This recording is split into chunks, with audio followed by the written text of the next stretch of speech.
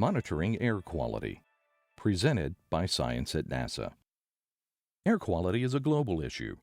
Currents of air waft gaseous and particulate pollutants from region to region, country to country, and even continent to continent. Emissions from human activities, sunlight, weather, pollution from far away, wildfires, and wind-blown dust can all affect air quality, and it can change from day to day or even hour to hour. Addressing this global issue requires a global effort, and that effort is in the works.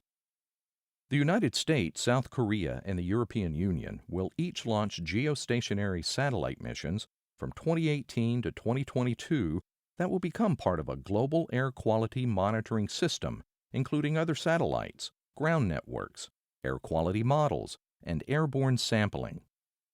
Geostationary satellites stay in place over a single location on the Earth, allowing instruments on board to collect data continuously throughout the day to monitor the ever-changing state of the air over that part of the globe.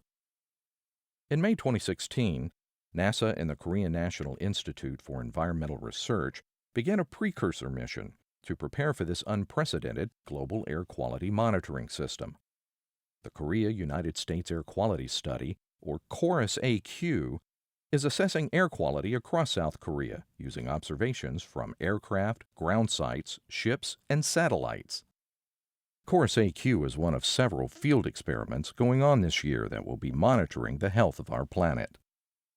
James Crawford of NASA's Langley Research Center says KORUS-AQ is helping scientists understand the factors that affect air quality, how surface emissions, atmospheric transport, and chemical transformations interact, and how they're changing over time.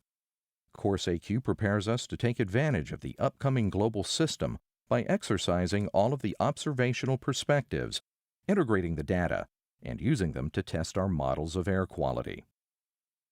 The Korean Peninsula is an excellent locale for studying air quality. The city of Seoul is one of the globe's 5 most populated metropolitan areas, and local emissions from its vibrant transportation and industry present challenges to air quality similar to those faced by megacities worldwide. Korea's position, downwind of China, also highlights the issue of transported versus local pollution. In addition to pollution from Chinese megacities, plumes of dust from the Gobi Desert can make their way to the Korean Peninsula. This complexity of accounting for local pollution and pollution imported from elsewhere demonstrates the difficulty in devising strategies to improve air quality. 3 aircraft are involved in these studies.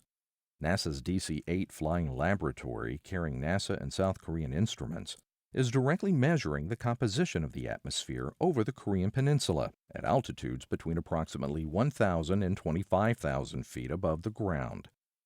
A NASA King Air is flying higher with remote sensing instruments that simulate satellite observations. South Korea is flying its own King Air, which carries South Korean and NASA sensors to directly measure the atmosphere in areas the larger, less nimble DC-8 can't access. In addition, Korean scientists are collecting data from their ground-based air quality monitoring network consisting of more than 300 stations.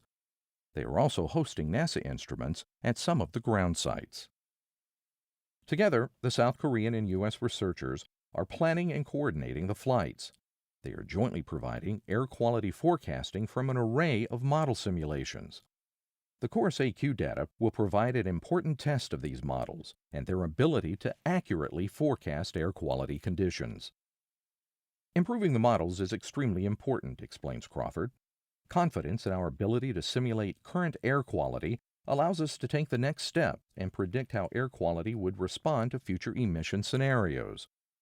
Testing how various policies to regulate polluting emissions would improve air quality enables responsible decision-making.